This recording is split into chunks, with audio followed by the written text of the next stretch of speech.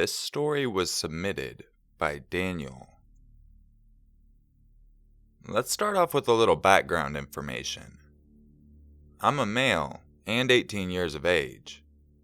I am severely sight impaired and have lost 95% of my vision, so this experience was very frightening for me. If you're wondering how I am submitting this without sight, I am using the voice recognition features on my PC. This all happened to me yesterday. I live in a small village between two major countryside towns. I attend a college in the smaller of the two towns, as it is the nearest, and I am the first blind student they've had in my particular course. Technically, I'm supposed to be with someone at all times, but to get to the college I use a back-end lane, which is usually deserted, so I don't have much trouble walking along it while using my guide cane. I finished my first class at around 4:30. It was quite dark by this point and starting to rain, but being blind, I refused to use buses after college as they were always packed with inconsiderate students. I began the hour-long walk home towards the back lane which I use, when I heard some guy behind me giving me a description of every single object in front of me. Now, having lived in this town since I was small, I knew full well where everything was. Though not to be rude, I replied with my usual, "Thank you," despite the patronizing feeling which I always get when people do this. I continued to walk, and the man continued to follow, narrating every single object in my path. I stopped and softly said, "Look, sir, not to be rude or anything, but I have lived in this town for all of my life. I know where I am walking, but thank you anyway," and continued to walk. Then I heard what sounded like a van door slam shut, and his footsteps disappeared, so I thought nothing of it. When I was about halfway along the back lane, I heard a van, slowly driving along behind me. I can tell the difference between vehicles by the noise they make. This was nothing unusual, as cars frequently slowed down behind me to give me time to get out of their way. When I found the edge of the road with my guide cane, I tried to get as far into the edge as I could to give the van enough space to pass me as possible, but the van just stopped. This was unusual, but I shrugged it off as it could just be somebody wanting to make sure that I was walking safely. That is a frequent occurrence also. I continued to walk along the lane, using my guide cane to find any potholes or obstacles and safely avoid them. The van was still following behind me, and every time I attempted to let it pass, it would just slow to a stop and wait for me to continue walking again. This was now setting off alarm bells in my head, and I quickened my pace in an attempt to get home sooner. The guy in the van obviously saw that I was walking quicker, as he sped up and stopped a ways in front of me, though exactly how far I could not tell. I turned around at this point. I was getting fairly scared as I heard a van door open and close. I was considering just dropping my cane and running for my life, when the guy ran up behind me and grabbed both of my arms. I started screaming for help and struggling to get free of his grip. He then said, "Stop shouting, you little bastard," in a voice which I recognized. It was the guy from earlier who was narrating every obstacle in my path. I stopped struggling for a moment and said, "Look, I don't have any money, my phone is worthless, and I'm blind, so there isn't much you can get out of me." As I had stopped struggling, his grip relaxed a little, just enough for me to enact a reverse arm lock. I had trained mixed martial arts for 7 years when I was younger, and before I had lost my sight.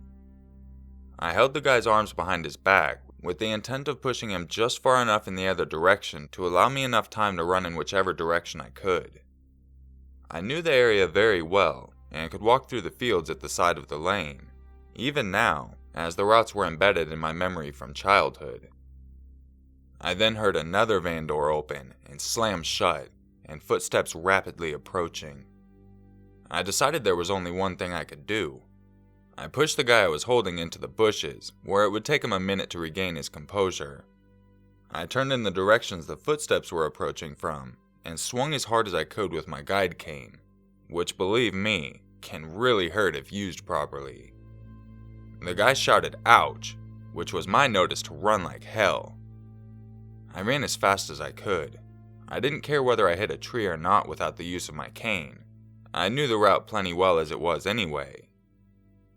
When I was a considerate distance away, I heard the van coming up behind me again, and dove as quickly as I could into the dark undergrowth at the side of the lane. As previously stated, I knew the layout of this area like the back of my hand due to spending my whole childhood here. Eventually the van passed by, which led me to assume that they had not seen me. I waited for what I can only assume to be about a half hour, as I could not see enough to read a watch. I got out of the undergrowth and immediately called the police. It took them a very long time to get to my location, wherein they just told me, "Well, you can't identify them, so there is very little we can actually do." They drove me home, and I told my mother everything. She told me I was never to walk to or from college alone in the dark again. The police refused to do anything, and just wrote up an incident report to keep on file. Needless to say, I have no intentions of walking home alone from college anymore.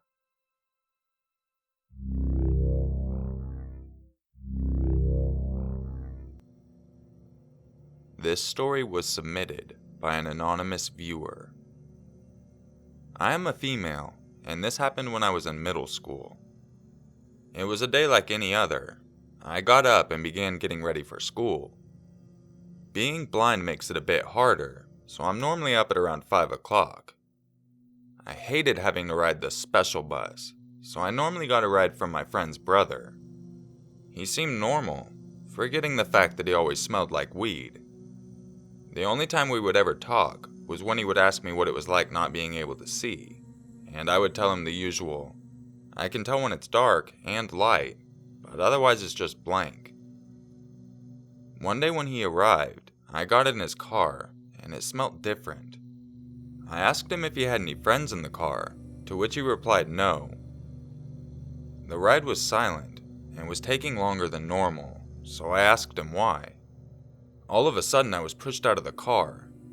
As soon as I hit the sidewalk, I heard him and his friends begin laughing. He then said, "Let's see if you can make it back." I got up and started walking towards the laughing in the car. I hit the car, and they drove off. Without my stick I felt helpless, so I crawled around until I found something like that of a wall. I was wearing my backpack, so I pulled out my book and began to read, hoping that the school would begin to worry and the cops would be called. A little while later, I hear something moving. Then I felt a large warm hand on my leg. I stood up and shouted, "Don't touch me!" I heard a man's voice, and what he said scares me to this day. "How much? Is there a discount for your disability?" To this I stood frozen and blurted out, "I'm a middle schooler." He then grabbed my hands and pinned me to the wall. I screamed in terror, attempting to free myself, when I remembered my jujitsu lessons. I took the class because I felt vulnerable being blind. In a panic, I tried to do all I could remember, but after failing miserably, I lifted my knees and kicked as hard as I could. The next thing I know, I could move again, so I ran along the wall using it as a guide. I turned the corner, and I could hear him behind me. Then I felt two hands grab my shoulders, and I heard a voice say, "I'm Kevin. I'm a police officer. Are you Amy?" With tears streaming down my face, I replied yes, and tried to tell him about the man that attacked me, but he wouldn't listen. The officer took me to the station where my dad was waiting, and my friend's brother was put under arrest. I was never told about anything after that. I now live in fear of other people touching me, and carry an extra collapsible stick. I'm now 20, and have never fully gotten over this, and I often wonder if it wouldn't have been so scary if I could see.